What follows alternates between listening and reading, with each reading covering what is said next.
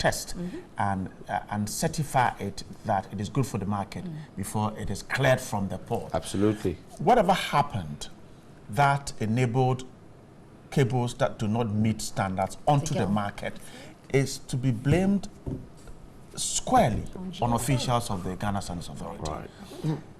Some would say that perhaps they could find their way through unapproved route. Fine, we can take care of that.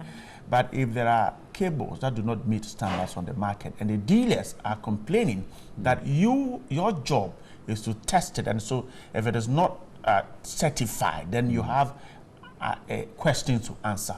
They are right. So Professor Dodo and his team should quickly put their act together, find out how these get onto the market.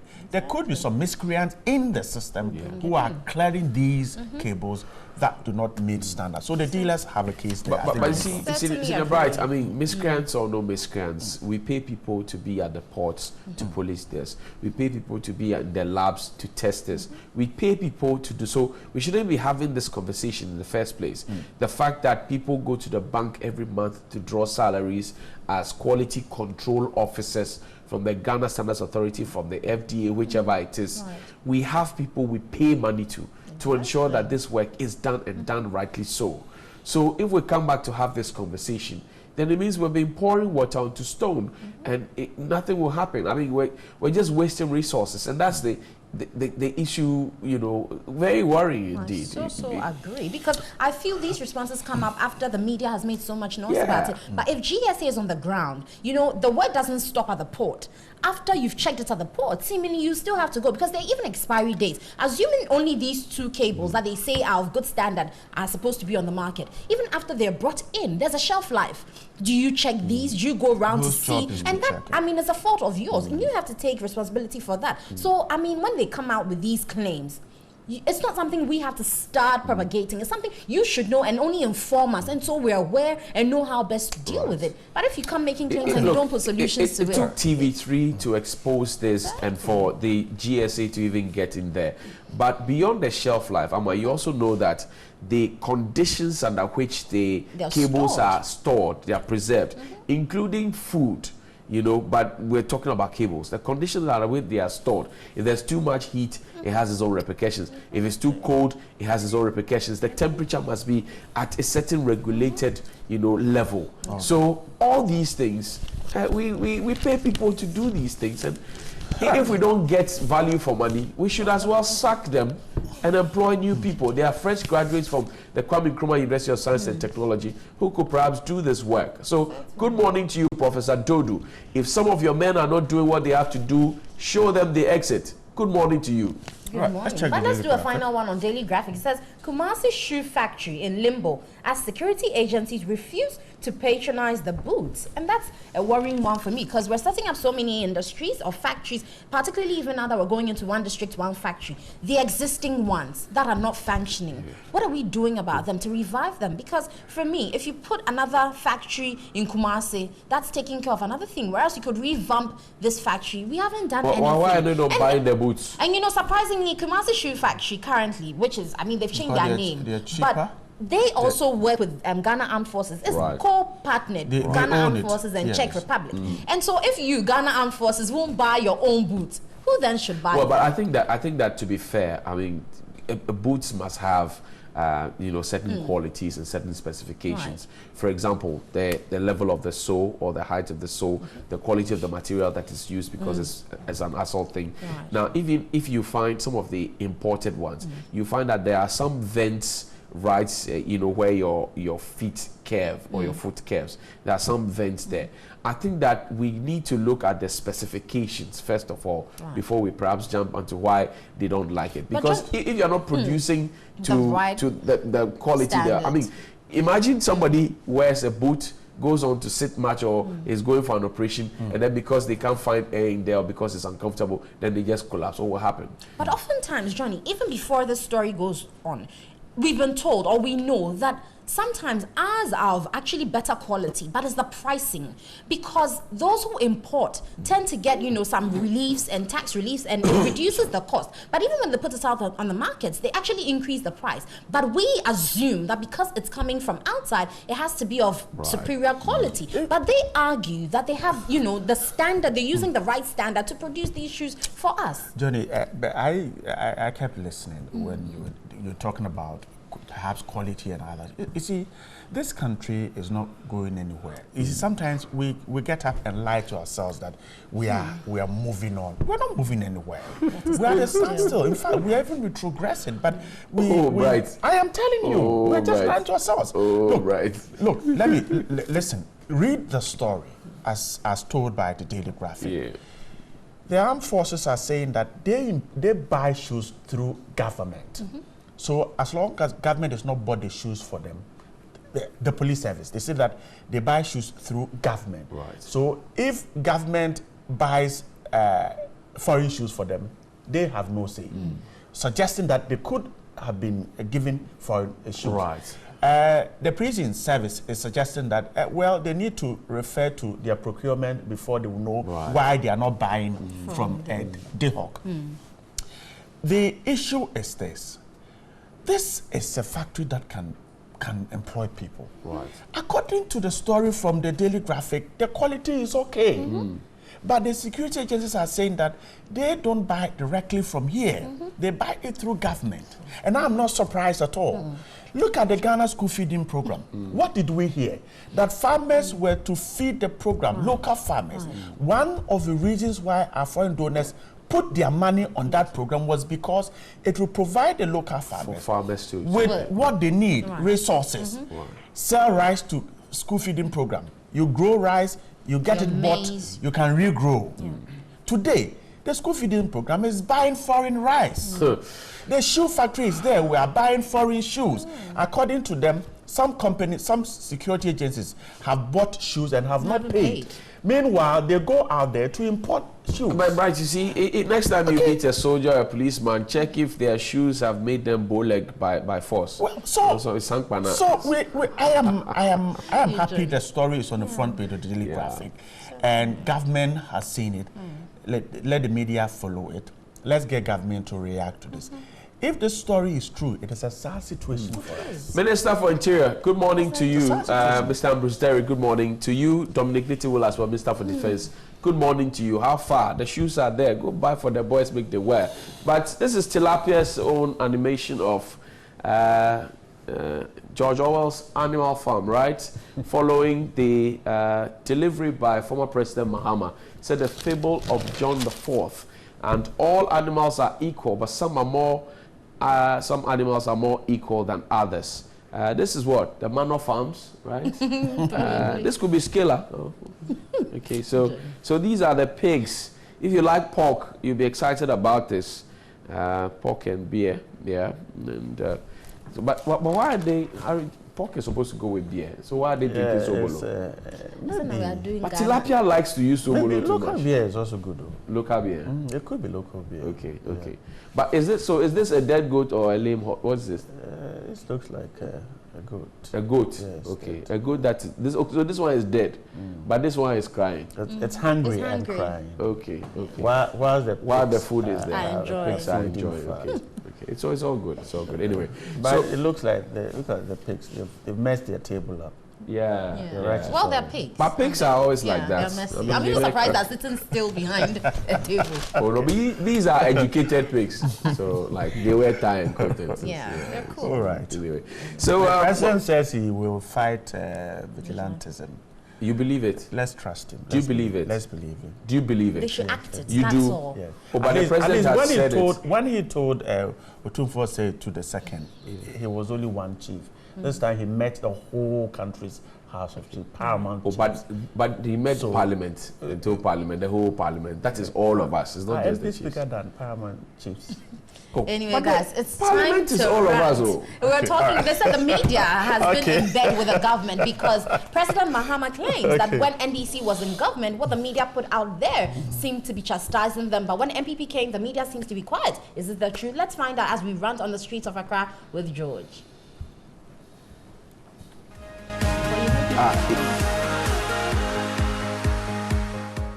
Former President John Dramani Mahama has accused the media of flirting with the Akufo-Addo-led government, a sharp contrast of what he experienced as president. And this whole comment has rather triggered some criticisms, particularly on social media, with many questioning the basis of this accusation. And according to the former president, the media has been very charitable with the incumbent government, but very critical on his administration. Yes, I'm part of the media, but I can't really wade into this discussion. I'm handing over the mic to you, the public, to have your take. Welcome to Daily Rant.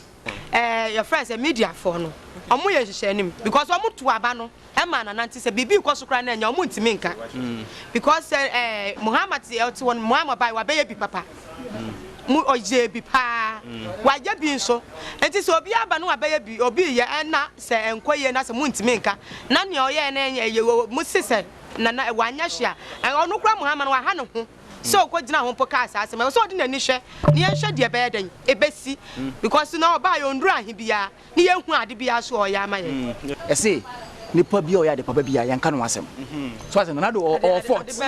Oh, I be so I say, because I can't buy what run there, yard, yeah.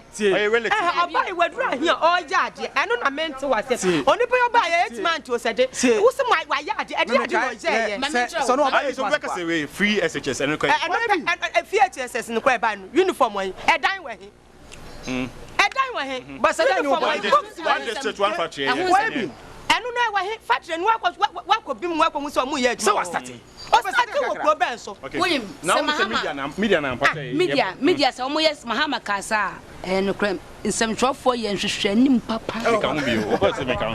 In some 4 years, Shenim Papa, Mamma Kawaya on carbonate. Now, me, I am yes over car with them. I got an Ayon, Mamma on Tunable. Nana, dear, or Russian and 1 10 crowd. Which way? So because ye bonnet and I am one and one saboteur, none by inch. And 2 months before 4 months, 4 years. I pension before I do one. Nadia Bessin continue Mamma on to Nadrin. Then some trouble for me because more budget, so no, they say be born and your crab muntiminka. Because more budget, so send a neighbor and I would send a neighbor crab more fell say a baby. Maybe I don't think that's. Oh, I don't no one says, media, me who is former president. Eka say media funny bias, I mean, because a Juma no more. Mekani say media funny na. President no media for yam for on trom on true president be no much obi adwuma no mo ye unu mapa no eno na do beko now say answer oka bu no ho for say what I say sir media for no na mo kana se no mo kana na ado asem what say access no ho a check no ho a check the as answer say before my president or check no ho share and so ba abeka say media for us or no can I think we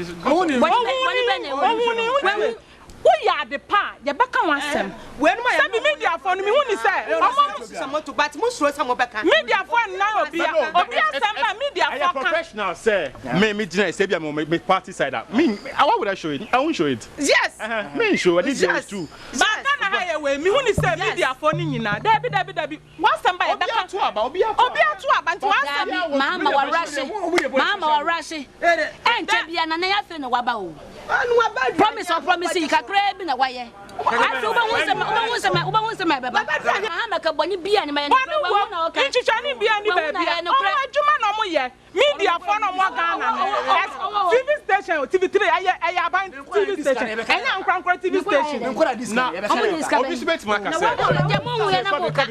never I am to me. I'll be bet Mark. Say, me no, maybe me a media person. But me do bet winning side. At least say freebies be bad. Miss me if you. And so now me manager with TV3. Now we are generous. Now say we are Juma. Not who kwachire aban bia na meji wadi. Okay, that's advice. Meji wadi. It says me who is some TV station media for no mama we are Juma. No do not see from say. So we are Juma mamia and drum part you neutral. Yeah. So what I say. That's the best. Yeah, the best in be Ghana ha. stations no se BBC a do lesson time and you be never catch we say station we party we no ya dey owo sa mama so what station bi so awo mama time on see mama time on se be ka bias journalist ene mama time me control you what TV station be on there apart from mama on chehwe so that say mama call off on so call off so that I don't know I say Munti FM ya ka ba FM na ba so na ba ya ko fam resuma hu say FM station bia be ju on TV go there yeah to say we inti me hu is that sabi papa na do ya adwuma na keep on doing okay anya adwuma na do ya this year some trouble for say be ba bonte na who can say journalist so say be coming then or dey my inti me kan yes different who can say at the end of the month or mommy is kind na me say then o my ame ya do to ade ano say hwesoma me a wo a wo ye paninu sisi wanamon ye na twetwe awoto and yes nkola ne ya de atio mimi hu ni sa papa no ye nnuma pa na se bi jana so mo ye dwuma mani afrofra na mo chenta abo space omo inti Dana for mu ye bonya ye fo se wo bibi wo na wo kaka kire obi a ebi asa nipa no wo sa party na de obeka kire asem wo ya kaka de asem bo ye ntwa we ngwa na ese samoto ese oba ya ntwa yo party se every day still all the back wo bonya ye fo me dia me former president kasasa na mama mu se sabi na aban no so na me se na o discussion nsantropho bi na fum se ya mun kasentia se da mi jo chira no yes I want to why mistake o never say o so no dia onye ye no nsantropho se why no mama chipin one thing o sit tam na o wa ban mu no e bia se yemfa ne se bia ne minister ba kwa koye bibia o mu ka se Mahama boy ana Mahama girl but abedu Akufo-Addo ye no so yen sheda nka te say Akufo-Addo boy Akufo-Addo ya kan invisible force ya kan minister should be said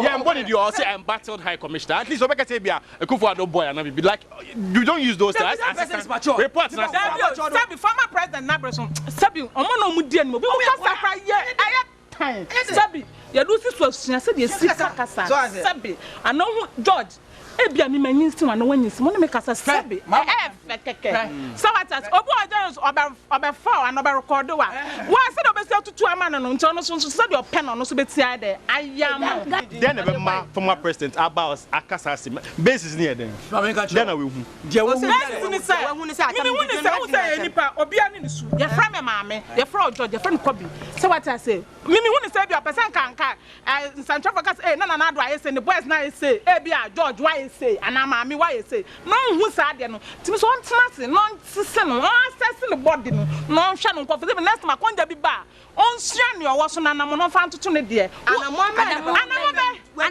o se ade no akọ ne oni ya pa na bi ba kwa bi ka sa on twa anamon mi hu anamon ndia no akọ ne ade ne nti no nhwa hu no so nko ni ya sa papa ne nya body ade twa from cancer mfo esam twa for no ade so moto ensam hu ne be pie oba yo nu oba yo nu ahibia masa oba yo nu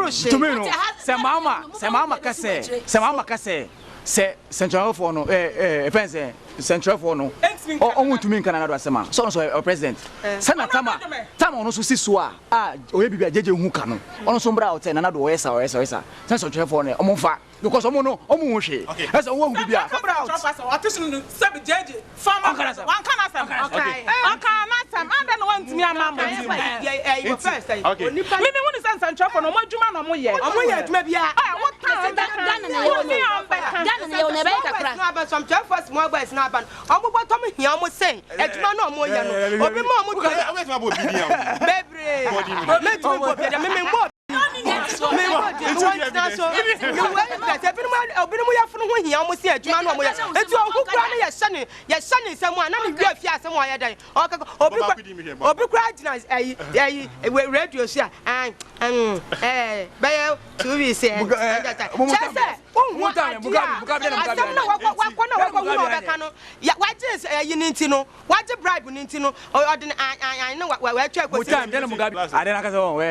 Mama kasa me mama won. And you to me fiswa.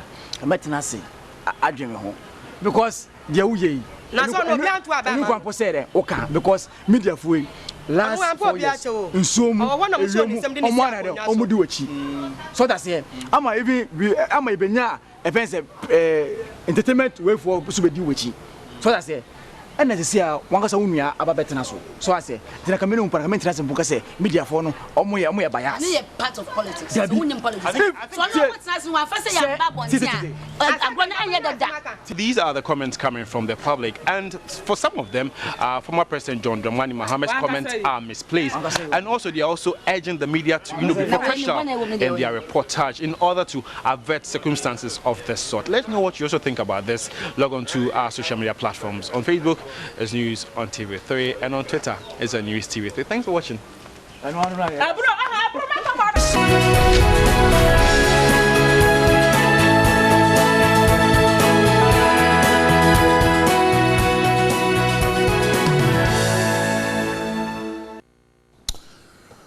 Let's start with the heritage this morning. It says Baumia Mahama fight over Google Map. That's the big one on the front page of the heritage. The BNFT says free senior high school to swell demand for tertiary education. The Daily Statesman says Baumia punches clueless Mahama over NDPAS program. And the Ghana Palaver says NPP coils siphon state revenue, and bogus NSSS insurance deal cooked for NPP financier. And Daily Graphic says Kumasi Shoe Factory in limbo as security agencies refuse to patronize boots. I will arrest phenomenon of vigilantism. President talking there. The Times carries that story too. I will stop vandalism, vigilantism, President declares. These are some of the papers I have with my guest this morning, the Member of Parliament for the Asin South constituency, a member of the NPP, Reverend John Intimfojo is here. Good morning. Good morning. Hope you are doing great. By the grace of God, I'm doing very well. Thanks so much for your time with us. And then the former Member of Parliament for the Ablekuma Central constituency, a member of the NDC, Honorable Tetechai is also here. Good morning too. Yeah, good morning. Hope you're doing great. Yeah, great. Grateful for your time with us. Let's quickly start with the Daily Graphic this morning. Quite a couple of interesting stories here. This story is almost carried by every newspaper. The president says, I will arrest phenomenon of vigilantism. That's the president on the Daily Graphic. The Times says, I will stop vandalism, vigilantism. President declares. The Finder puts the same story. Quickly look for the Finder, but it can also capture the same story, I guess, on the Daily Guide. I won't turn blind eye to vigilante. Nana talks there. Right. So the Daily Graphic has a story. The Daily Ghanaian Times has a story on page 15. Says that President Nana Addo Dankwa Akufo-Addo has assured Ghanaians that he will do everything in his power to address the new phenomenon of vandalism and vigilantism in the country. Addressing the meeting of the National House of Chiefs yesterday, the president said, I will not walk the path others trod who found it convenient to turn a blind eye to the misdeeds of their followers and took no action as it would displease them. I'm walking another path, the path of making a reality the principle of the rule of law, the idea of equality of every citizen before the law. The president continues and says, wrongdoers wear no political colors. They are just wrongdoers and will be dealt with. As such, he added, he urged membership of the National House of Chiefs to speak out and join government's fight against the ills of society. Reverend Intimfojo, let me start with you. Should the president have kept quiet and see this issue resolved properly and well? Yeah, good morning, Bright, once again. Thank you for the opportunity to be here, and a good morning to our cherished viewers. And of course, I want to convey my sincere greetings to the good people of Asin South, the chiefs and people of Asin South constituency. And a good morning to Honorable Tetechai, a very respectable man. Yeah, many would have expected that he will cross carpet soon. So I'm looking forward to that. He has some characteristics that are very similar to what we expect. So I'm looking forward to that day soon. All right. Yeah. It is very important that a trend that has been going on for years and certain successive governments had been found culpable. When it comes to the issue of vigilantism and how it has hurt the rule of law and how it has infringed upon the rule of law that exists in this country, one may not be able to do politics with it because it cuts across various regimes. And it is important that when a government is in power and there are tendencies that there are a certain section of followers who for some reason may be motivated to infringe upon the laws, to infringe upon others' rights, and even in events where there may be some grievances, they refrain from using the right channels in seeking such grievances, but taking the law into their hands and engaging in certain acts that are lawless. It is important that government actually hold the bull by the horn and take the necessary steps to address it. And we are seeing for the first time a president moving away from just the rhetorics and if stating his position clearly against any such vigilantism and any such acts that go to undermine the rule of law that we enjoy in the country. He has stated his position clear that if you are my follower, if you through your sweat, your sacrifices and your hard work, you have helped me attain the high seats where we are today, it is important that you help me further.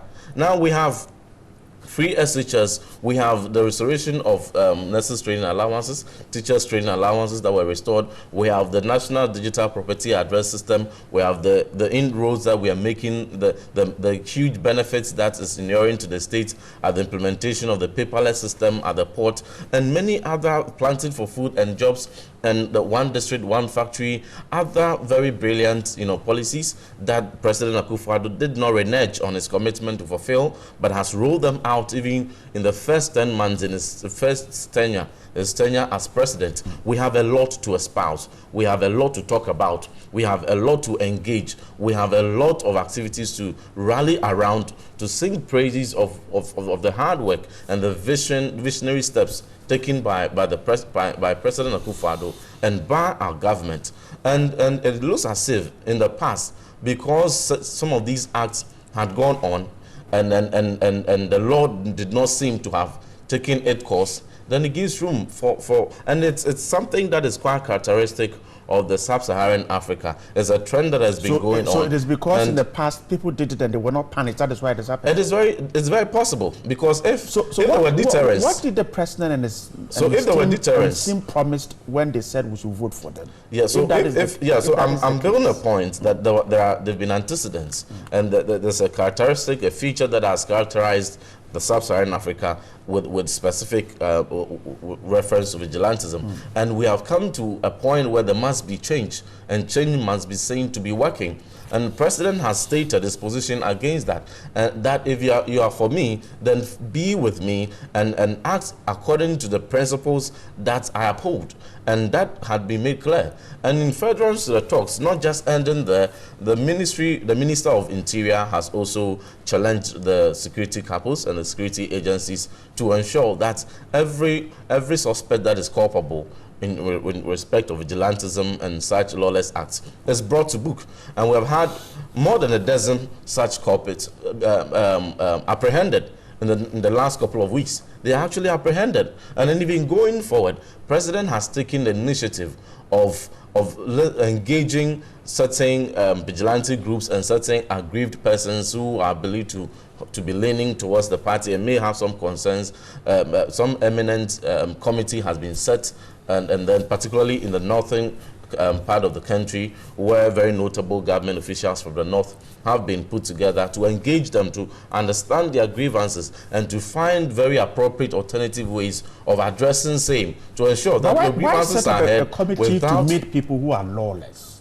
No, it is the lawless ones have been apprehended, like I said. And if there are further lawless people that are not apprehended yet, a challenge has been thrown to the security. And I always maintain the viewpoint that we cannot on any day underestimate and underrate the level of intelligence of the Ghana police system. You see, the Ghana police system we have is one of the most revered forces in the sub-Saharan Africa. Now, let me give you a typical example. And sad memories, but my apologies.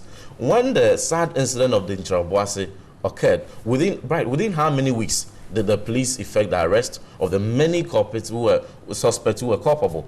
In a matter of days, over 30, 35, 40 people were arrested. Some had run all the way to Techiman, to Western region, to Northern region, to other regions. But within a few days, in a matter of a few weeks, they were all apprehended. See, effectively, so they know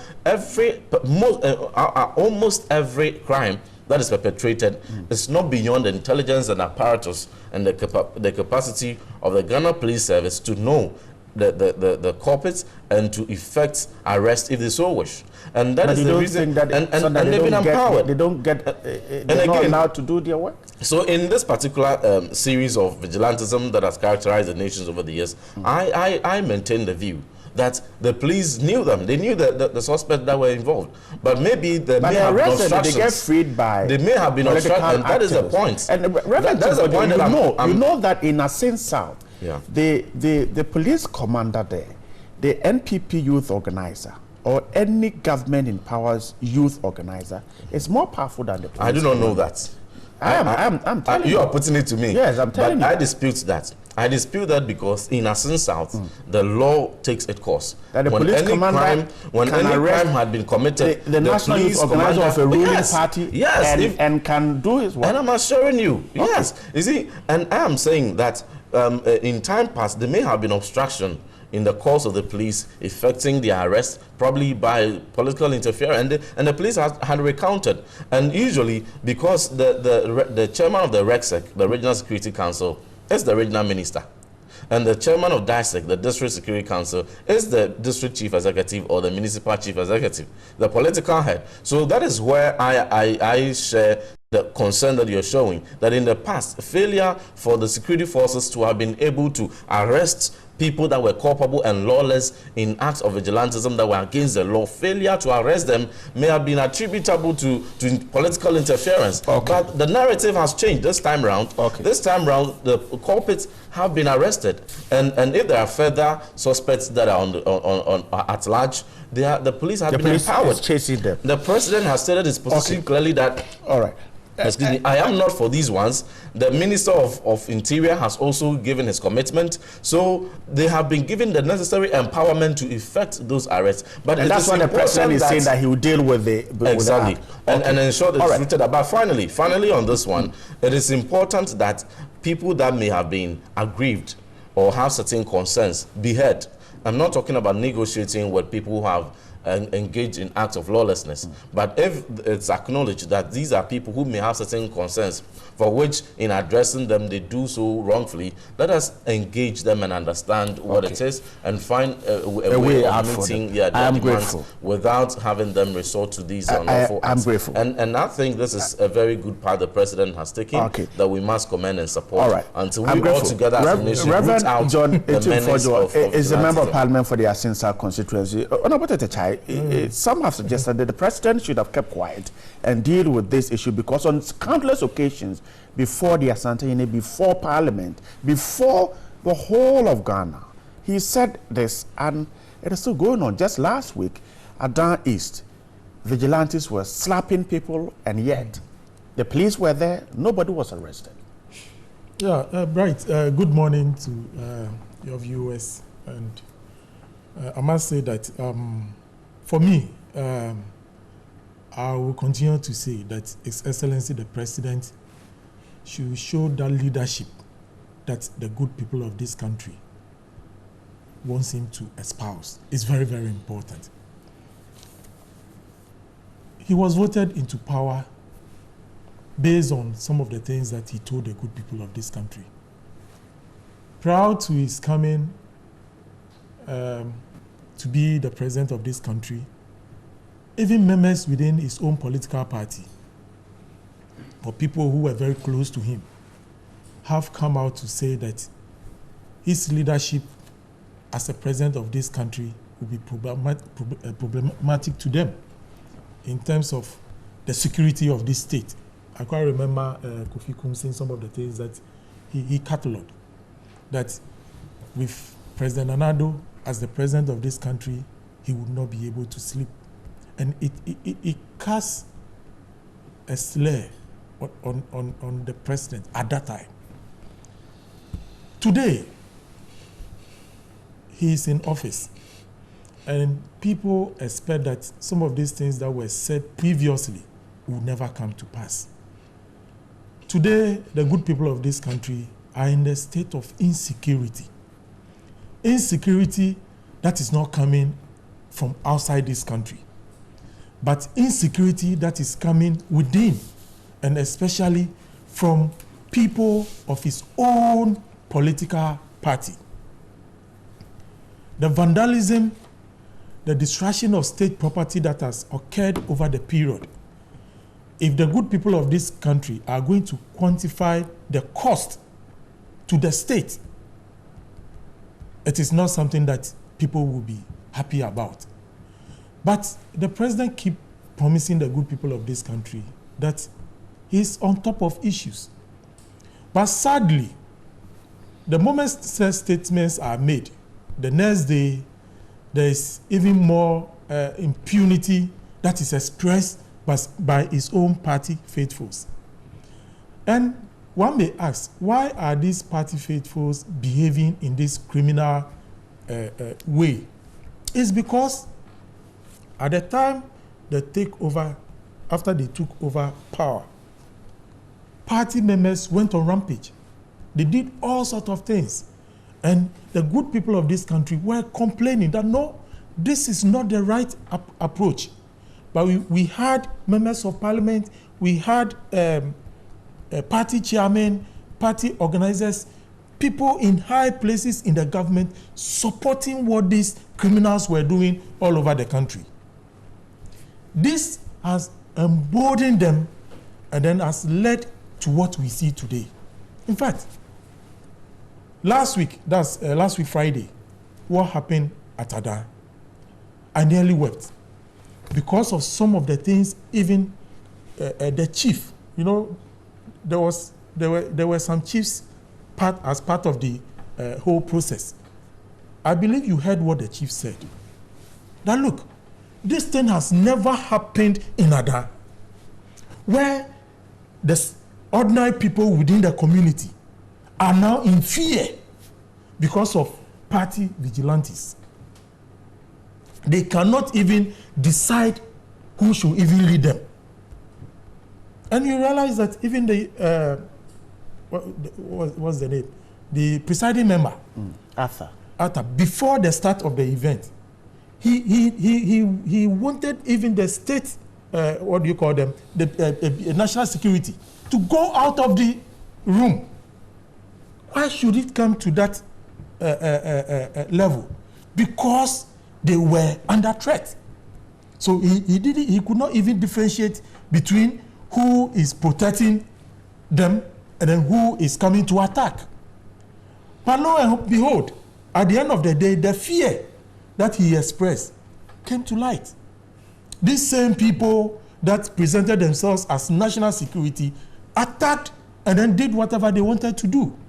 That is the state of insecurity we find ourselves as a people of this country under Mr. President. So, Mr. President, I've always said that leadership needs to be reflected in the way we do things. The president must act. And the president must act because he's the chief executive of the land. He appoints, he disappoints. He appointed the IGP to perform a particular task. Now, if the IGP and its superintendents are not able to do the work expected, it is up to the president to fire. So if the president is telling us today that, look, I'm going to deal with this menace, one may ask, how is he going to go about it? Henceforth, is he going to fire any police officer that condone any such activity? What about interior ministers asking police commanders to arrest these persons, and that if they don't arrest them, they themselves will be sanctioned? Even his statement is even without any how do you call it? Nobody respected even what he said, because look, he made those statements last week, and just Friday, this incident happened at Ada in the full glare of the police service. Today is what? Tuesday. Those who were in charge of security Have you heard of any interdiction? I'm asking. Those who are viewing us, have you heard of any interdiction? It means what he said was meaningless. It did not have any backing.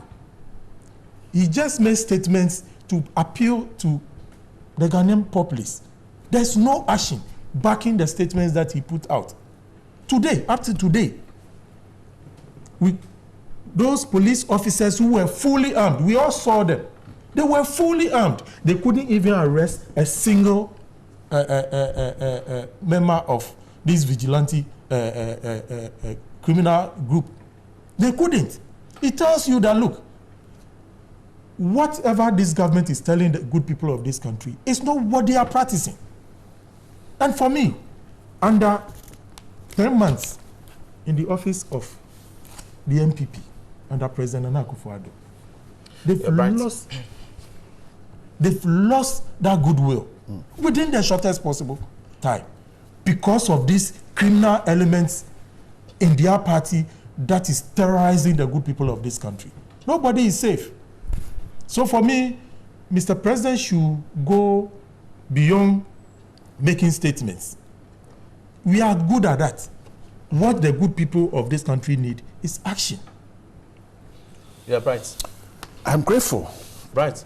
Is it you want a reaction? Yeah. When you talk about vigilantism and the fact that it has been happening over the years, and then one only suddenly realizes that it is happening in Ghana for the first time, and for which the president under whose tenure some of these acts are happening is losing leadership. It is very unfortunate. But Reverend, is it not amazing that a government that promises a change from the back cannot stop this act if it happened in the past? Is it not amazing?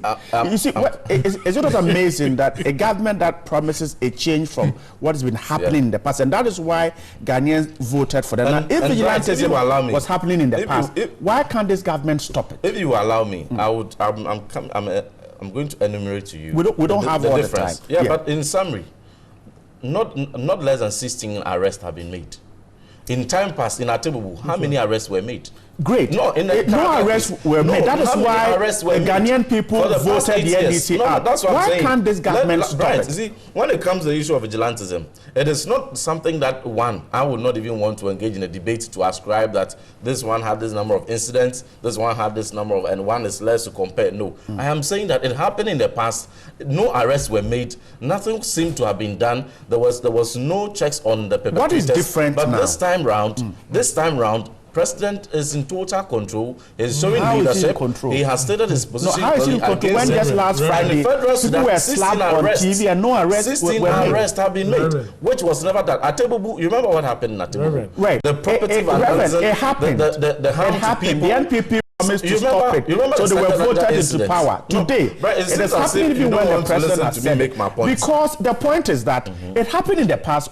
That is why the Ghanaian voter said, and this, you can't deal with vigilantes. So we want a party, a government that can deal with it. And yet, it is happening. And it's even worse. Right, and I've stated the point that it is a phenomenon that must be curtailed, that must be stopped. And action has started. If in the past some arrests were made, it would have signaled deterrence. In the past, no action was taken. I've given you about 3 instances.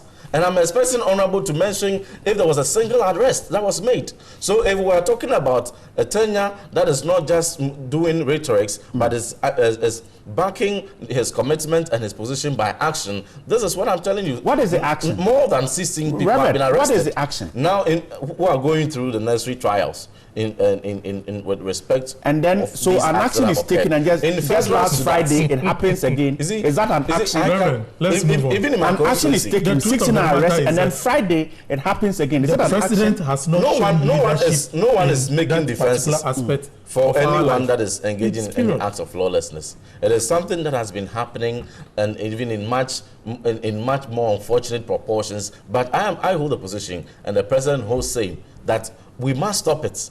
And even though has to stop it has And he has started action. He has empowered the police that in the past, the political interference made you unable to make arrests. The Interior Minister came out just last week. I did not interject, because I am moving on. Yes, but because I am moving on. You see, I am moving on. So let's move on to moving on. Let us acknowledge that the distinction between the two tenure and the commitment shown when in the past 8 years not even a single arrest can be recounted of the many atrocities that were caused by the acts of vigilantism, the Tebubu case, the Sanja Nanja case, and many other cases that were recounted, and thankfully the media exposed. But this is the distinction that it will not be countenanced this time. If you do it, you will face the law. And we are empowering the police to ensure that they have effect their arrest whilst engaging our supporters. I wanted to remind you that the district police commander cannot even act in front of the party youth organizer. And it's not only under it's not only under NPP, it is under every party. And for the first time, arrest has been made with respect to vigilantism for the first time. I am grateful. Which was never done. The Daily Graphic has Kumasi Shoe Factory in limbo. Security agencies refuse to patronize to make any arrests. Honorable. Right. Nothing. Let's move on. The refusal of state security agencies to patronize the boots and shoes produced by DHOC, Footwear Division of formerly Kumasi Shoe Factory, is negatively affecting the operations of the company. We were told that the Ghana Armed Forces, the police service, the fire service, the prison service, immigration service are all to have gone there to buy their boats. We were told they are not buying them and they are rather importing. We were told since 2015 this factory is there. It is owned by the Armed Forces and then the Czech Republic.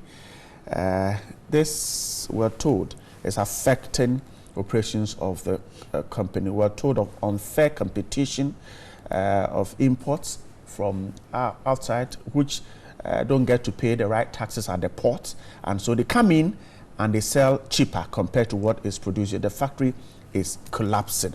Reverend Intifojo, again, let me begin with you. How do we resolve this quickly? We're trying to put up factories for our people. There's one there that is producing. The state security agencies are supposed to buy their shoes. They are not buying it. We're told they are importing. Sometimes they even buy from here and they don't pay. How do we deal with this? It's very unfortunate that when it is all expected that as a nation we would encourage the consumption of our locally produced products, and for which companies that are producing commodities and products locally will have to be supported and empowered to ensure that we are actually proud of what we consume. The narrative has turned out otherwise. In respect of the DHOC setup, it used to be Kumasi Shoe Factory, right? And then some partnership was formed between Ghana Armed Forces and a Czech Republic, a Czech company, and it was expected that with a stake that the Ghana Armed Forces would have, it was expected that most of their purchases, if not all, at least 80% would be made from such a factory, which would offer jobs for our Ghanaian locals, which will use our local material in the make, and the quality of those shoes have not been disputed. Exactly. So which shows that clearly, in terms of quality, it is very competitive. Now, it is very easy to have cheaper shoes from elsewhere. I would not even want to mention names. Cheaper shoes from elsewhere, and those ones are inferior. So you can have them very cheap, sometimes even about 70% to 60% of the cost of the quality shoe that we have here, and that has been the case. But one very sad thing that has even broken my heart is the fact that even the few quantities that were purchased are still in indebtedness. And how do we expect the factory to operate if we have purchased even the ones, some quantities, and those ones have not been paid? How will they be able to have the funding to be able to boost their production? We can lament, but I think going forward, I would appeal to the Minister of Defense and the IGP, the Minister of Interior as well, and to ensure that certain the Ghana Armed Forces, we have Ghana Immigration Service, we have the Ghana Police Service, we have the Ghana National Fire Service, and then other security agencies, the Ghana Prison Service, these are very able agencies, and the demand from these forces, if at least 60% of their demand is to be channeled at patronizing shoes that are produced by D-Hawk, the erstwhile Kumasi Shoe Factory, it will be a very big encouragement to local producers. And this started has started for some time now. For some years now, this trend has followed. The trend of the forces not buying shoes from Kumasi Shoe Factory. And it could affect even the factories we are talking about. The trend, the trend of the forces not buying shoes from the shoe factory that was set up for that intent, and the trend of the few quantities that were purchased not even being paid, and the indebtedness that resulted as a result. All these started for some time. And I always say that we must begin to see some changes and some new directions. And that is, on that note, I signal this humble appeal to those whose mandates it is and whose prerogative it is to redirect some of these purchases to give priority to Kumasi Shoe Factory. Okay, I'm grateful. The last time the school feeding program was supposed to go a long way to benefit farmers. When they produce rice, for instance, it should be bought. When they produce gari, now we are virtually buying foreign rice for the school feeding program. This is the same thing happening to the Kumasi Shoe Factory. Yeah, thank you very much. For me, this issue is a procurement challenge. Our procurement law deals with value for money, deals with who has the lowest value and of quality.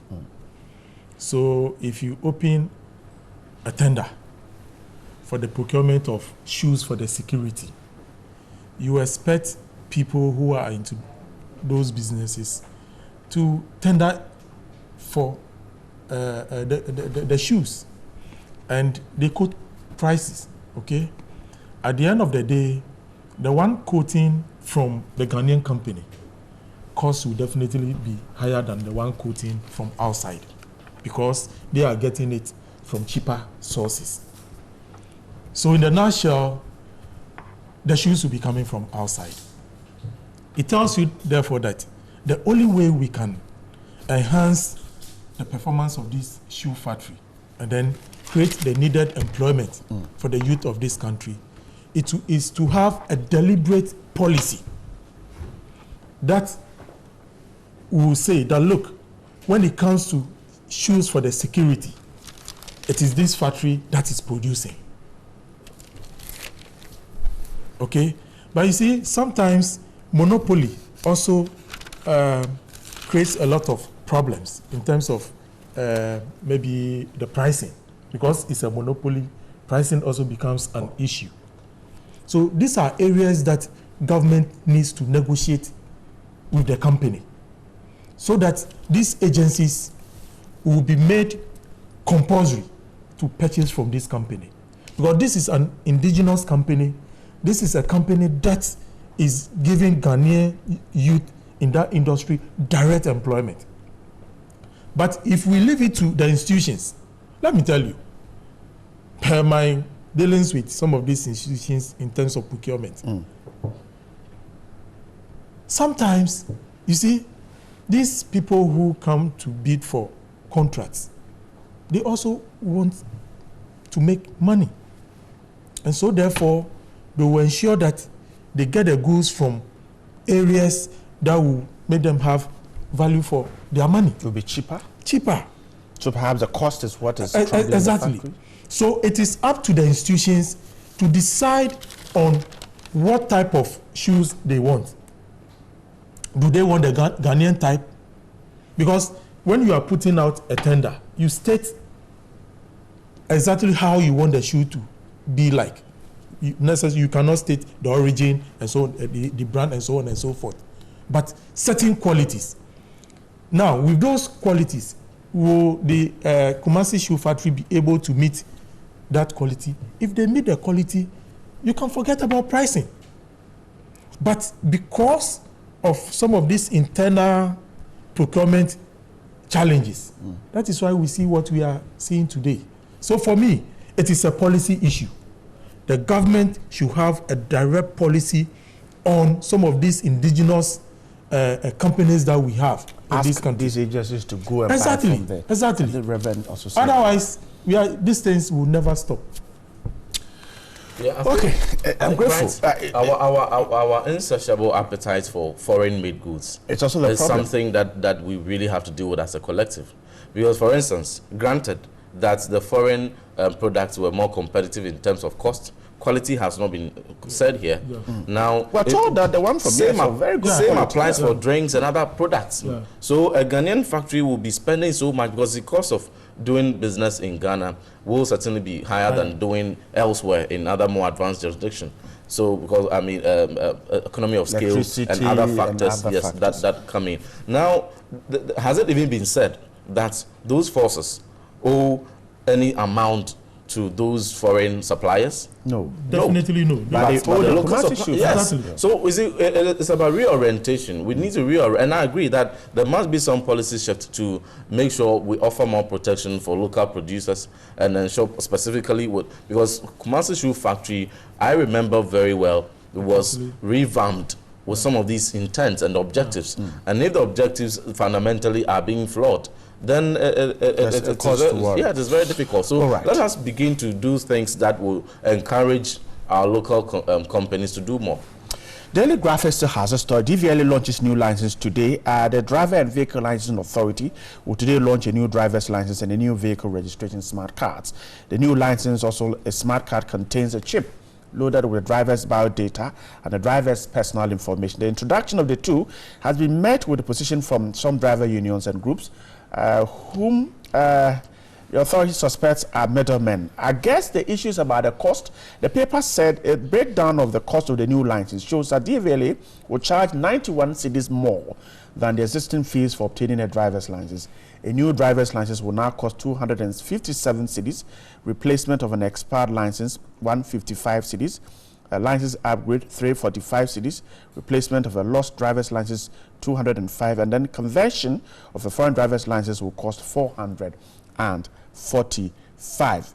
It has certain features that makes it quite good. You can't clone it. That's what we're told. So it will weed out fake driving licenses and all that. Honorable Tete, let me start with you. One way we're cleaning our system, the issue of the new smart card. In fact, this is not the first time that this story has appeared. I quite remember in the early days, around I think January or February, the hint came out. I was here at this very studio and also expressed my opposition to the new DVLA license that they wanted to come out. Was it because of the cost? Or? No, not because of the cost. Because at that time, my argument was that government has an intent of we having a national database, which for me, I believe that if that national database has been instituted, then other institutions that are within the country can also feed into that database. And that should be the norm. That should be the norm. If you have a national data, SNET will feed its information through that, DVLA through that, so that it makes it easier and more genuine to collect data. Okay? Now, with the issuance of these new cards, resources have been expended. I mean, that is my worry. Because they are creating a new data for themselves. Procurement and so on and so forth. Resources are going to be expended, okay? At the end of the day, we are also going to have a national data, which the same resources of this country are going to be expended in that. So why couldn't DVLA wait for us to have that national ID card where each and every person has been properly identified with certain landmark features and so on and so forth? Because I believe they don't have that. They don't have that, you see. But sometimes in our attempt to rake in revenue, we go ahead and do some of these things. And before the national data comes out, you realize that this thing will become obsolete. It cannot be fed into because the national ID system. Exactly. Because if I'm to pick the DVLA card, smart card, it should be able to identify all the things that the national database will identify. Birth and deaths, information, passport, everything. You see? But are they going to contain all those things? No. And for me, that is the worry. They've gone ahead to do it. They've done the procurement. People have gotten the contract. They are going to implement it. It's another resource that we are. And you see, at the end of the day, it is the drivers that are going to bear the brunt. Because it's going with cost. And that is why the drivers have started complaining. What about the national ID is for every Ghanaian? This is for those who are allowed to drive. And does it mean that because of cost, we should wait till the national ID before we get people with driving license? Right. As we talk today, we have driving licenses that we are operating with. It may be fraud. Look, the one that they are talking about now, what is the guarantee that it will be 100%? We are in Ghana, okay? But that is not the question. My worry is there is going to be a national database that includes citizens and non-citizens of this country. Proper identification system, okay? Why can't we wait for that system to go through and then other institutions within the country feed on that system so that we get things done genuinely? We get things done genuinely. So you're suggesting a duplication of the data systems? Exactly. That is exactly what we've started doing. At a cost. And I believe that before the government even started this national database thing, they told us that they were going to integrate all other institutions into this single database. So why have you allowed other institutions to start on their own? Let me pick Reverend Ntimfojo's mind on this. Reverend, he is suggesting that, okay, so the national ID is in the offing. Why not wait? And we are collecting another data with DVLA. Yeah, it is important that we all agree that it's a widely acknowledged fact that going digital is a new way that we must all go. And it is widely accepted to have all data integrated into a single system, to have that smooth interfacing. And that process is underway. National Identification Authority, after the issuance of the first card, has done a lot of extensive work in ensuring the integration of all relevant national data into one, which is a step that must be commended. But even whilst waiting together, we must also appreciate that the new licenses that are to be launched by DVLA today come in with additional security features. And that is where I would want us to even appreciate more, that if there's any step, any reform that seeks to give more credence to the very licenses that gives you the authorization to drive, which makes it, the additional security features makes it more difficult, extremely difficult for counterfeiting. And that is why there have been some resistance from certain groups of concerned people. But the database aspect of it, to me, I did not envisage any major challenge in integrating it into the main database. No, it's not. It can easily be integrated. In any case, the baseline we have today is that all these systems sit in isolation, and we would have to integrate and migrate them into a single system. So in the form and shape that DVLA's database will be at the coming into force of the integrated system, ID. They can be migrated onto it, and then but it will cost money to collect data here, and it will cost money to collect data there too. Yeah, and I'm saying that until such a time when that central integration is done, and even at the implementation of it, what it will mean is that all those isolated databases will have to be migrated, will have to be integrated into one system, and that is the baseline we sit with. So the additional feature that the DVLA people have introduced will go to ensure that the license that we have is credible. And credibility in our national licenses is one feature that is very important. When people know that in your economies, when one holds a driver license, it is a genuine one, and the opportunities and to even counterfeit is minimized to the barest minimum. It's important for us. But my concern here has to do with the cost. My concern here has to do with the cost. Couldn't it have been done? Even though I agree with the additional security features that comes with, couldn't it have been done at the cheaper cost? You know, because in our parts of the world, we know how hard it is to come by money, and increasing it, hoping 91 cities, I do not know the grounds on which the increment was effected. I believe it may have been premised on some very good facts, but I would have wished that it would have been halved, and even the additional cost could have been 50 cedis, for instance. So for the integration of the databases, as and when a national identification authority gets to that point, which we are all calling that within the shortest possible time, they get there, they would be able to integrate all these isolated database into one integrated system that will make accessing data and data collection, accessibility and collection of data very smooth and easy for us all. I'm grateful. Bright. In this country, people sometimes give different information about themselves. So it could happen here. People have like three, exactly, and that is my worry.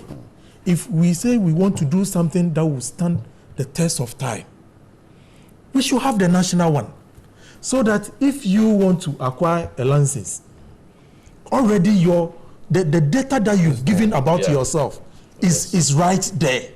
So the moment I go in, nothing can be added, nothing can be taken out. Okay, but in this case, you see the duplication. The same a person, I'm grateful. But then you see different names. So Flotete is a foreign member of parliament test and certify it that it is good for the market before it is cleared from the port. Absolutely. Whatever happened that enabled cables that do not meet standards onto the market is to be blamed squarely on officials of the Ghana Standards Authority. Right. Some would say that perhaps they could find their way through unapproved routes. Fine, we can take care of that. But if there are cables that do not meet standards on the market and the dealers are complaining that your job is to test it, and so if it is not certified, then you have a question to answer. They are right. So Professor Dodo and his team should quickly put their act together, find out how these get onto the market. There could be some miscreants in the system who are clearing these cables that do not meet standards. So the dealers have a case there. But you see, right, I mean, miscreants or no miscreants, we pay people to be at the ports to police this. We pay people to be at the labs to test this. We pay people to do so. We shouldn't be having this conversation in the first place. The fact that people go to the bank every month to draw salaries as quality control officers from the Ghana Standards Authority, from the FDA, whichever it is. We have people we pay money to ensure that this work is done and done rightly so. So if we come back to have this conversation, then it means we've been pouring water onto stone and nothing will happen. I mean, we're just wasting resources, and that's the issue, you know, very worrying indeed. I so agree, because I feel these responses come up after the media has made so much noise about it. But if GSA is on the ground, you know, the word doesn't stop at the port. After you've checked it at the port, seemingly you still have to go, because there are even expiry dates. Assuming only these two cables that they say are of good standard are supposed to be on the market, even after they're brought in, there's a shelf life. Do you check these? Do you go around to see? And that, I mean, it's a fault of yours, and you have to take responsibility for that. So, I mean, when they come out with these claims, it's not something we have to start propagating. It's something you should know and only inform us, and so we're aware and know how best to deal with it. But if you come making claims and you don't put solutions to it. It took TV3 to expose this and for the GSA to even get in there. But beyond the shelf life, Amma, you also know that the conditions under which the cables are stored, they are preserved, including food. you know, but we're talking about cables. The conditions under which they are stored. If there's too much heat, it has its own repercussions. If it's too cold, it has its own repercussions. The temperature must be at a certain regulated, you know, level. So all these things, we pay people to do these things, and if we don't get value for money, we should as well sack them and employ new people. They are fresh graduates from the Kwame Nkrumah University of Science and Technology who could perhaps do this work. So, good morning to you, Professor Dodu. If some of your men are not doing what they have to do, show them the exit. Good morning to you. Right, let's check the do a test and certify it that it is good for the market before it is cleared from the port. Absolutely. Whatever happened that enabled cables that do not meet standards onto the market is to be blamed squarely on officials of the Ghana Standards Authority. Right. Some would say that perhaps they could find their way through unapproved route. Fine, we can take care of that. But if there are cables that do not meet standards on the market and the dealers are complaining that your job is to test it, and so if it is not certified, then you have a question to answer. They are right. So Professor Dodu and his team should quickly put their act together, find out how these get onto the market. There could be some miscreants in the system who are clearing these cables that do not meet standards. So the dealers have a case there. But you see, right, I mean, miscreants or no miscreants, we pay people to be at the ports to police this. We pay people to be at the labs to test this. We pay people to do so. We shouldn't be having this conversation in the first place. The fact that people go to the bank every month to draw salaries as quality control officers from the Ghana Standards Authority, from the FDA, whichever it is, we have people we pay money to ensure that this work is done and done rightly so. So if we come back to have this conversation, then it means we've been pouring water onto stone and nothing will happen. I mean, we're just wasting resources, and that's the issue, you know, very worrying indeed. I so agree, because I feel these responses come up after the media has made so much noise about it. But if GSA is on the ground, you know, the word doesn't stop at the port. After you've checked it at the port, seemingly you still have to go, because there are even expiry dates. Assuming only these two cables that they say are of good standard are supposed to be on the market, even after they're brought in, there's a shelf life. Do you check these? Do you go around to see? And that, I mean, it's a fault of yours, and you have to take responsibility for that. So, I mean, when they come out with these claims, it's not something we have to start propagating. It's something you should know and only inform us, and so we're aware and know how best to deal with it. But if you come making claims and you don't put solutions to it. It took TV3 to expose this and for the GSA to even get in there. But beyond the shelf life, Amma, you also know that the conditions under which the cables are stored, they are preserved, including food. You know, but we're talking about cables. The conditions under which they are stored. If there's too much heat, it has its own repercussions. If it's too cold, it has its own repercussions. The temperature must be at a certain regulated, you know, level. So all these things, we pay people to do these things, and if we don't get value for money, we should as well sack them and employ new people. They are fresh graduates from the Kwame Nkrumah University of Science and Technology who could perhaps do this work. So, good morning to you, Professor Dodu. If some of your men are not doing what they have to do, show them the exit. Good morning to you.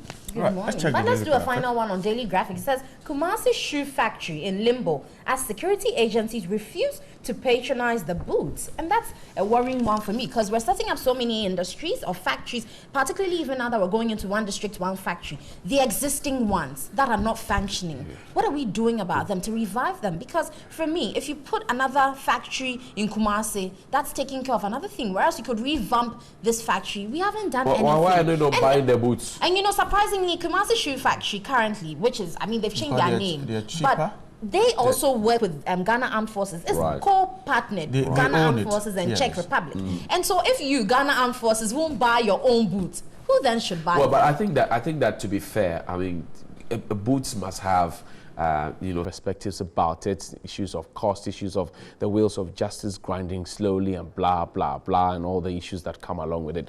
I've been joined this morning by His Lordship Justice Eric Che Bafor. He's a Justice of the High Court, and he will help us understand some perspective. Just good morning. Good morning. My Lord. Thank you very much and for joining us. So, what exactly is quality justice? What does it mean when we say that? All right. Thank you very much. Quality justice, it means a lot of things, but let me try to explain it this way. Citizens, court users, offenders, victims, and all persons that will have to deal with the legal proceedings in court, how they see, how they perceive the system to be fair, to be open, to be transparent, to be just, then will be part of quality of justice. Okay. So when we are dealing with quality justice, then we are talking about how long does it take for a case to be disposed of. Right. When we are dealing with quality justice, how does citizens see the whole system? Is it corrupt? Or you go to court and you think you can get the kind of justice that you expect. When we are talking about quality justice, what is the caliber of the personnel in terms of the competence of the judges and the magistrates, in terms of competence of the judicial personnel there? So it is a broader thing, even beyond the judiciary. And indeed, it is not the monopoly of the judiciary. When we are talking about quality justice, we are dealing with the policeman who stands by the roadside. Does he check your papers or demand something extra? When we are talking about quality justice, we are talking about a suspect at the police station. Before he is admitted to police inquiry bail, should he pay something before he's admitted to that bail? So all these are part of the quality justice really that we talk about. Perspective. Yes. Now, the perception of the public, a larger majority of the public, is that we don't have quality justice in this country. In your opinion, as a judge of the High Court, do we have quality justice in this country? Very well, thank you. Quality justice cannot be said to have been achieved. Why? It's a process. Why can't we say 60 years, legal years? It's a process. And it doesn't only take the judiciary, the judges and the magistrates. Citizens are also involved. Right. So that probably in citizens participating or taking part in justice delivery, how do they ensure that we have that kind of quality justice? Okay. If a citizen is willing to compromise any court official, it doesn't ensure quality justice. If probably the needed funds that the judiciary needs to ensure that the system runs is not being released by the government, it impacts on quality justice. So then, I mean, let's bring it home. There's a case, and we know so many of these cases that happen around us. And then for some reason, you go to the court, you can find the docket, or the docket is there, you can find the papers in them, and they tell you the judge is being transferred, the prosecutor has been transferred, and so the case goes into a limbo and all of that. That certainly is not quality justice. That is correct. And that is why does that happen? Yes, that is why for this year, the theme is quality judges delivering quality justice. Right. And the one of the foremost agenda of the current Chief Justice is the use and employment of technology to deliver quality justice. Right. So that if we have all these systems in place where you go to court, as a witness is in the witness box speaking, is being captured. You don't need a judge or magistrate to be taking everything longhand. That takes quite a long time. Right. So that by the time you finish, the proceedings and everything is printed for you. Then we don't have the situation where an officer of the court, a clerk, or a docket clerk will come and say, we can't find your docket. That will not be there. That will not be there. But then, I mean, I'm sorry to push this, but you are the center of a very popular case where cocaine was transmogrified or metamorphosed into soda or cocoa, whichever it is, and the politicians have rided on that. I mean, if you had a conversation with a politician right now or any other person, the key actors, they will make reference to that case. That certainly, some would say, is not quality justice delivered. Is that an opinion you want to share? Well, I think various committees were set up in respect of that case about 6 or so years ago. The BNI investigated. The Chief Justice also set up a committee to investigate that. Right. As a judge, I am not permitted probably, yes, to be saying all these things. But suffice it for me to state that the reports are available. Right. The judge and the judiciary were completely exonerated. So that if probably somebody wanted to find any cocaine, they can make reference to they can go to the source, the police. And the reports are quite clear. And as Arimayana, yes, he's come up with an expose of the courts. He hit so many judges, and you know, in that expose, goats, sheep, yam, money, whatever. That certainly has a telling on the justice delivery system. Is it a reality? What Anas put out, first of all? You will recall that after the Anas expose, various committees were set up by the then Chief Justice to investigate the involvement of the judges and the magistrates, to investigate the extent of involvement of the judicial service staff. Right. As we speak, quite a considerable number of those, after the investigations, that the reports have found out to be culpable, they have been dismissed. Is it your opinion that that expose and the actions following which has, for example, injured the reputation of the judiciary in the eyes of the public? I think if there is any level of corruption, it is the duty of every citizen to help expose it. And but who must lead that? It is true, but in doing that, we help to make the system better. Right. When it came up, indeed, we do not sweep it under the carpet. We have dealt with that. Right. And going forward, then we build a system that probably will command the respect of every Ghanaian. So that when you are going to court, you know that from here, I can get that kind of quality justice that I need.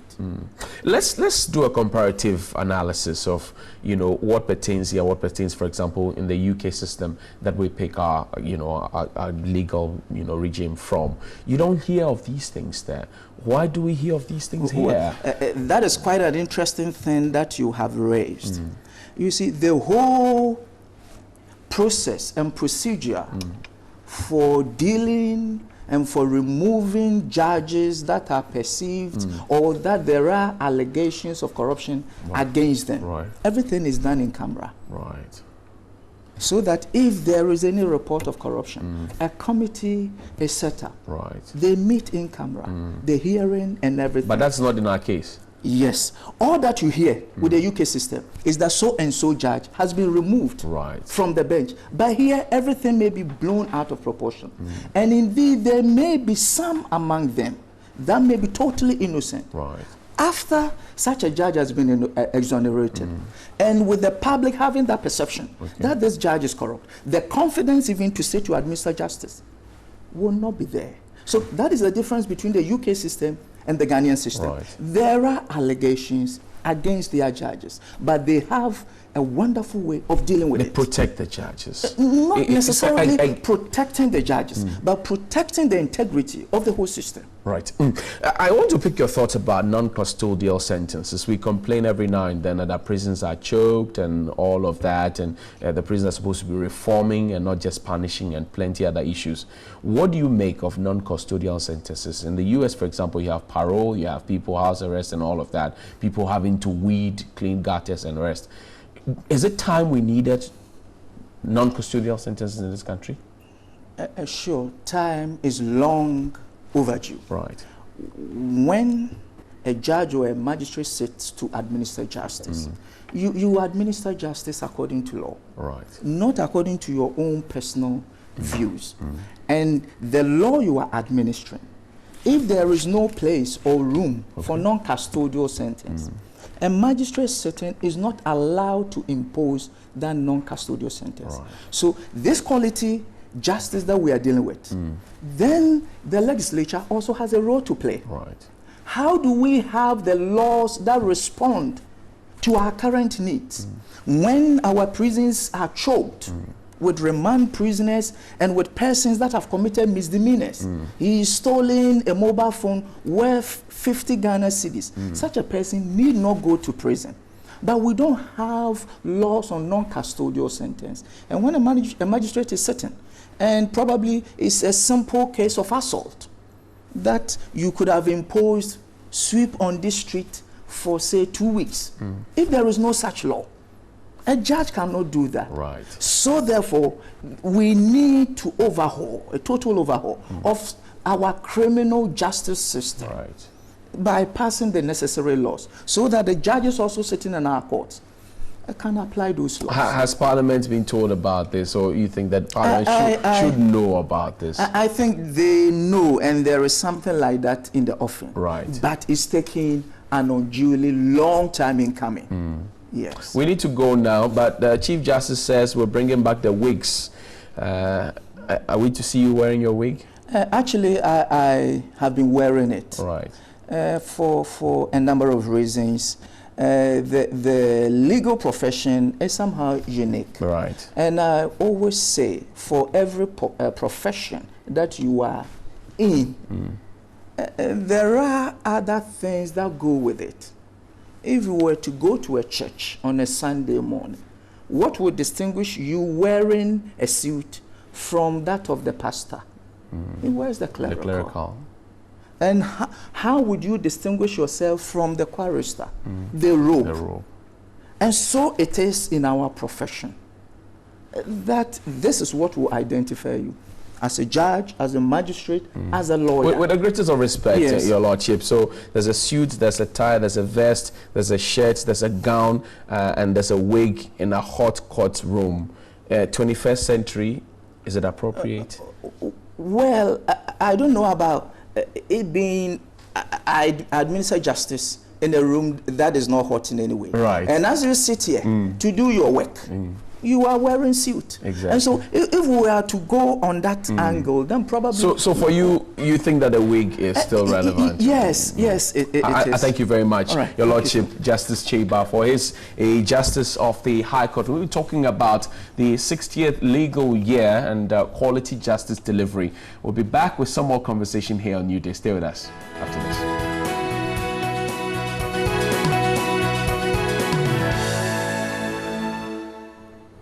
Welcome back. It's time to talk about a very important topic, because post-traumatic stress disorder is something that plagues all of us as individuals and even as a country. You have military men who are sent out and come back with vivid images of what happened that traumatizes their lives forever. How do we deal with that? But speaking to me, I have Dr. Hitashini Jegeza. She's an international faculty for the Art of Living Foundation, and she joins me to discuss this further. Good morning. Good morning. And welcome to Ghana, because I hear you're here for the first time. Thank you. Yes, first time. Nice.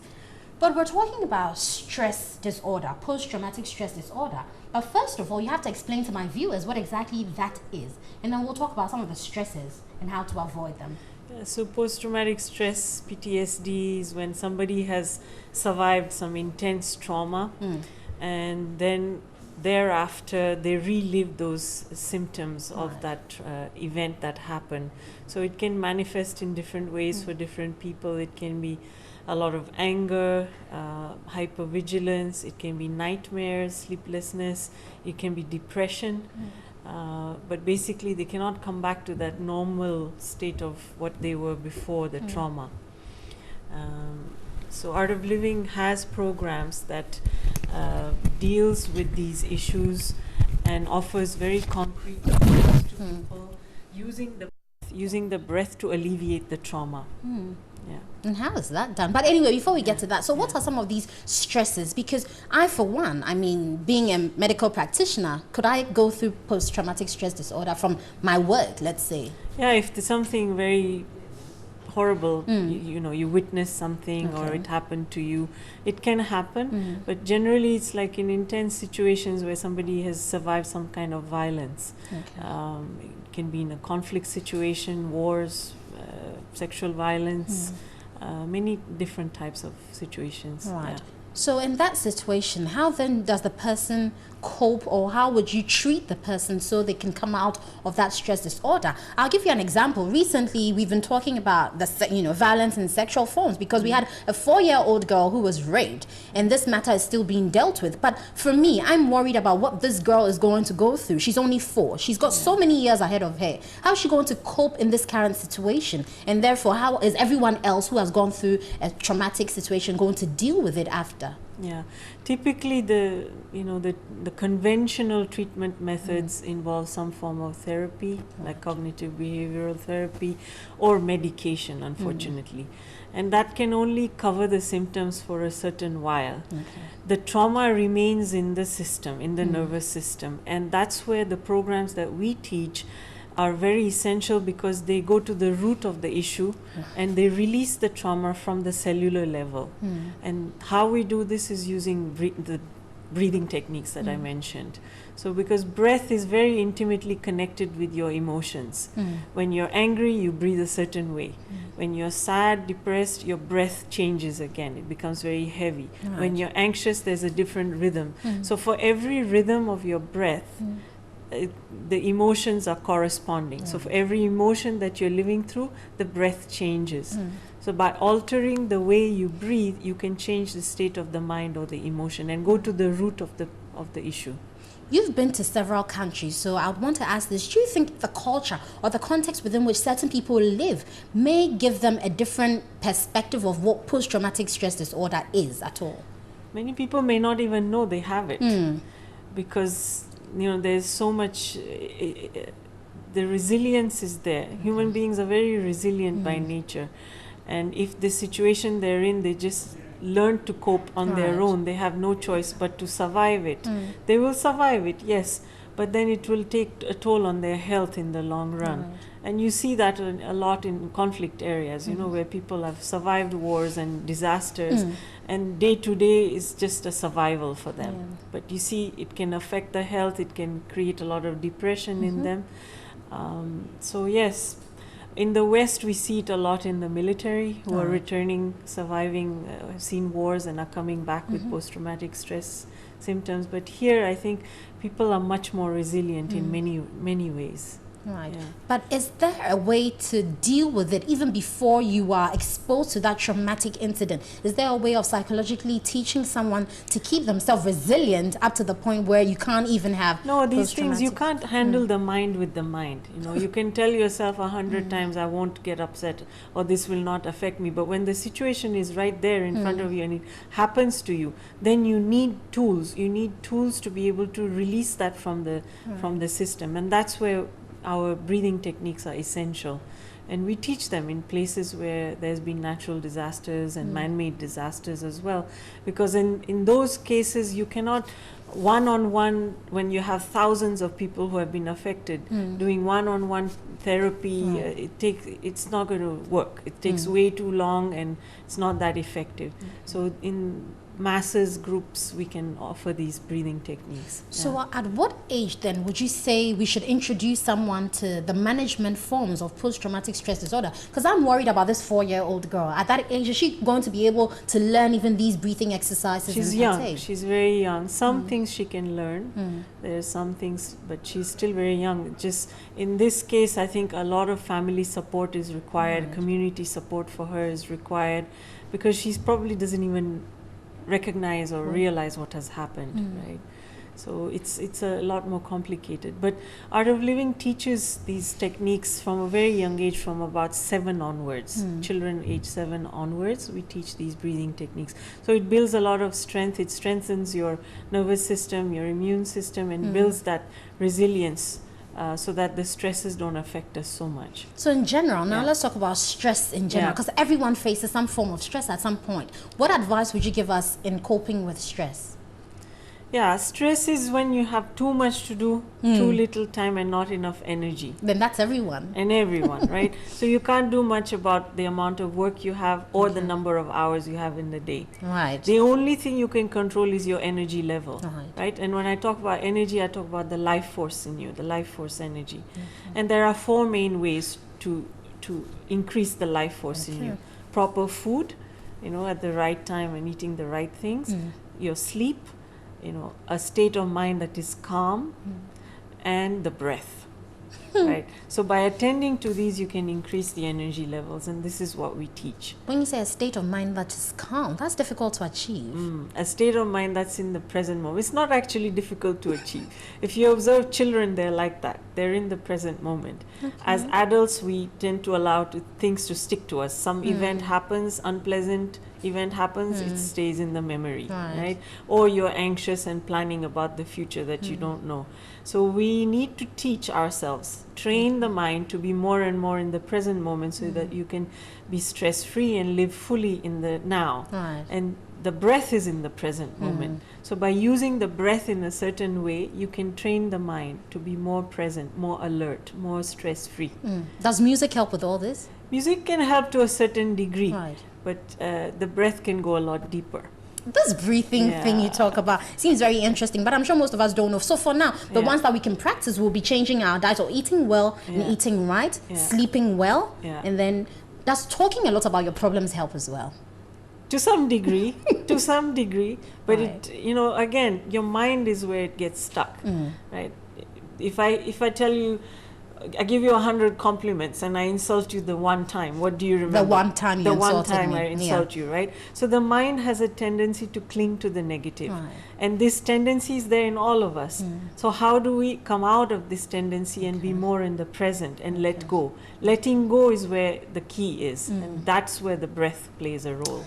Right, guys, I'm sure you've heard it here on NewDay, managing stress. I'm sure you picked a cue or another about how to cope with your own internal stress. And for those who are suffering from post-traumatic stress disorder, there's help out there for you. I've been speaking to Dr. Hitashimi Jagasa. She's a faculty at the Art of Living Foundation. It's been a good time with you. Thank you so much. We'll take a break. We'll be back with more. Stay here with us. I love that song. I love that song. Yeah, no woman, no cry. No woman, no cry. Is it? What does it mean? You are into that the woman is not crying, or that if you don't have a woman, you should not cry. I don't know. That's what I'm trying to get. What Bob Marley? Bob Marley, because he has Britta Marley, right? So if you don't have a woman, you don't cry. Yes. Is that it? Yeah. Obiju Gelania. That's the English version. That's the English version of Obiju Gelania. But happy birthday to our super moms, Ahmed's mom and Solace's mom. What is your mom's name? She's watching. Johnny, we want her to know that we are coming. It is not like she will just saying and say we are no. When we close the show, we are coming. We are coming. In fact, it's a bus load. A bus load of Ahmed's friends, led by us, the NewDay team, coming for lunch. So we are coming. Mommy, look at our stomach. Yes, there's room for improvement anyway. We want a body stomach when we leave your home. Happy birthday. You didn't say your mom's name. She's Abna Sama. Well, she's Veronica, but she's doing it away a long time, so we just do Abna Sama. It's fine for her. I like to call my mom Comfort. She's actually called Abby. We do Abby for sure. Because Ahmed's mother's name might have influenced her into going into medicine. Why?